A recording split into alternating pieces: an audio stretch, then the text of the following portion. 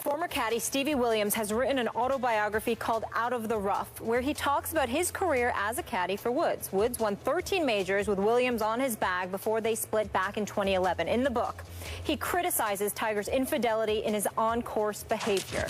Quote, "One thing that really pissed me off was how he would flippantly toss a club in the general direction of the bag, expecting me to go over and pick it up. I felt uneasy about bending down to pick up his discarded club. It was like I was his slave.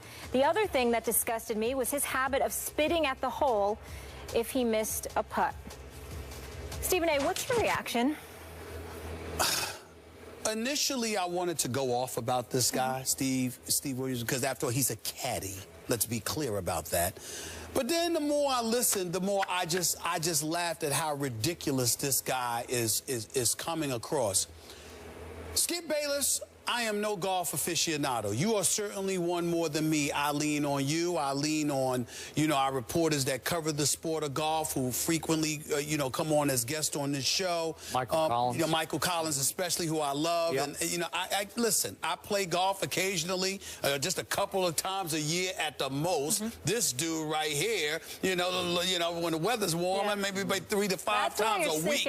Okay? But Skip Bayless, so I am no aficionado on the nuances that entails the job description of a caddy. Yep. But I'm going to repeat, you're a caddy, okay? So part of your, the advice that you give him, what clubs to use and what have you, possibly carrying the clubs or whatever, to sit there and have a problem with Tiger Woods flippantly tossing the club. He might have been frustrated at a shot.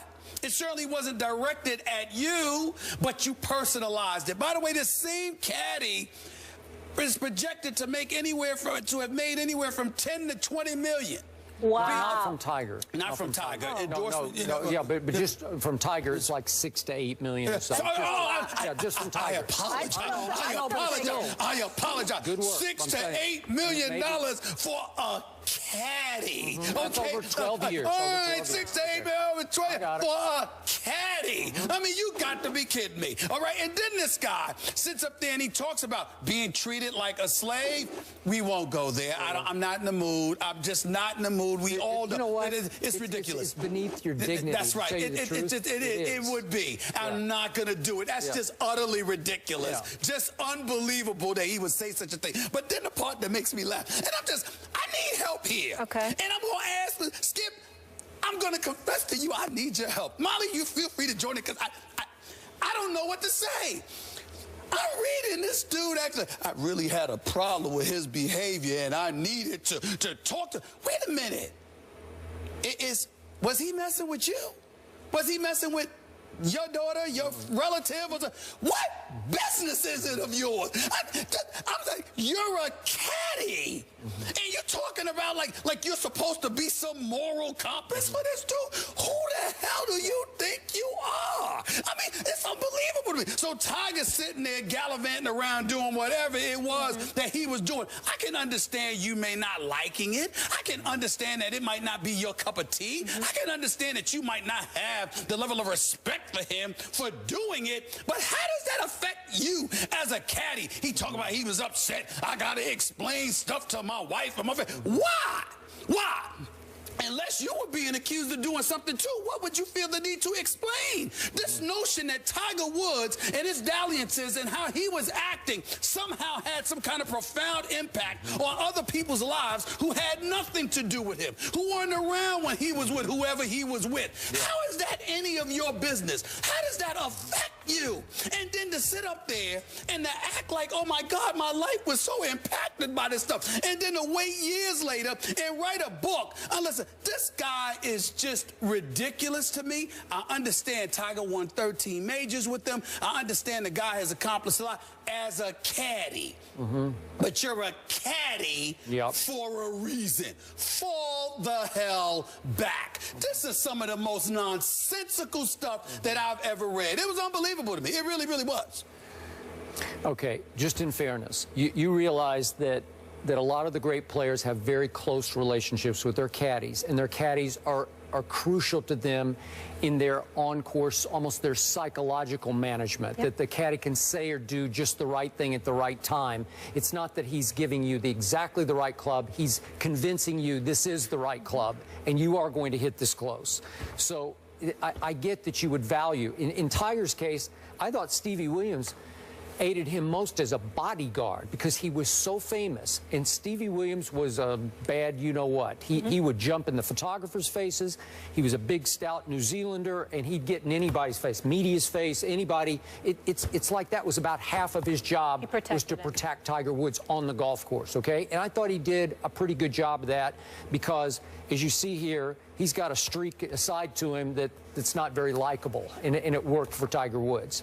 Now, on the slave comment, obviously, when you're being paid $6 to $8 million by the man you're working for, I don't know if that qualifies quite as slavery. It's just such an insult. But remember, ignorant. Okay, look, this guy, he grew up in New Zealand. He went back and he now lives in New Zealand. So his sensitivity level to what happened in this country involving slavery is probably pretty non-existent. I'm not giving him a pass. I just think he has no idea what he's talking about. That's fair. Okay? That's fair. Now, he did have that one line about Tiger that really set me off, and I can't remember if we talked about it on the show, but after he was fired by Tiger, wound up with Adam Scott, another very good player, and Adam Scott broke through and won at Bridgestone, a pretty big tournament at Bridgestone. Stevie Williams was stopped by the media after they had just won the tournament, and Stevie said that it was my aim to shove it up, right up that black, and I'll just say the word backside, okay? So he wanted to shove it up Tiger's black you-know-what, okay? And a lot of people found that to be very racist. I certainly did. Tiger defended him shortly after that and said he certainly does not believe that Stevie Williams is racist. But that came off as racist to me. So is there some seeds here for us to say that there's some racism operating here? Sure there is.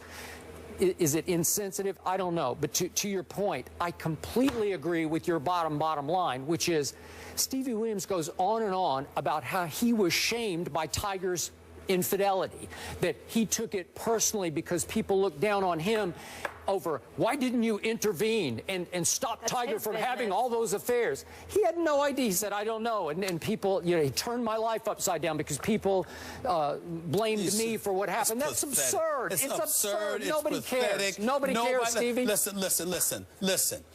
And I don't know. Listen, I was in Australia for the Olympics. I've been interviewed on radio shows in New Zealand. You know, they watch me. You have? Many times. Wow. Many times. Oh, you're a worldwide. They've called me on certain. We are. They've called me several times about this show as well. So trust me. I'm dead serious. And let me tell you something right now. I'm not. I under no circumstances. I have no knowledge about the folks whatsoever. But I'm just going to be a man here and tell you this. And I'll tell you this, Miss Molly. Let's be clear. When a dude ends up acting like Tiger, another dude don't feel responsible for that. No. That's your business. That's his business. Now, I mean, you might sit there and say to him, if he's a friend or a family member or whatever, look, man, come here. Or if you're his parent, you might be like, I didn't raise you that way, or something like that. You know, if you're a pastor, you might talk to somebody because you're a member of that pastor's congregation. Look, you gotta follow God's laws, etc., etc. You just like you're a caddy, and you might have a decent relationship, but there's no personal impact on you. No. That is about the weakest explanation I've ever heard in my life. So Tiger Woods sitting up there gallivanting around, strippers, prostitutes, porn stars, whatever. I'm affected by it. Can I say one thing? I don't get involved in anybody's personal business, but his wife might have got on him. If he sees all these young, cute girls around, like, what's going on? So he might have had to answer to her. But that's my point. What I'm saying is... But that's his relationship. That's what I said. What I said earlier was...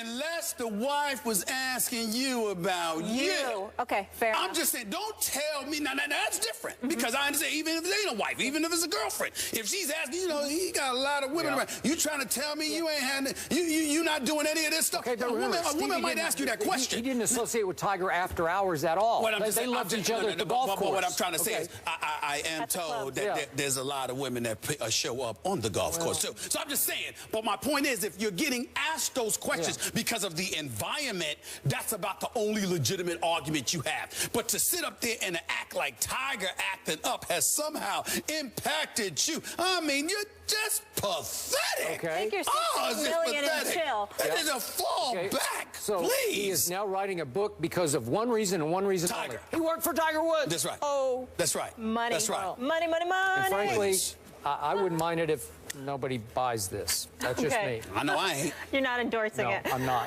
All right. But what this is about as weak as it gets. Oh my Lord, my friend is cheating. How could he do this to me? Okay. Oh, we gotta go. really? Kobe Bryant talking a little trash about himself. We'll tell you what Kobe said about Kobe. That's next.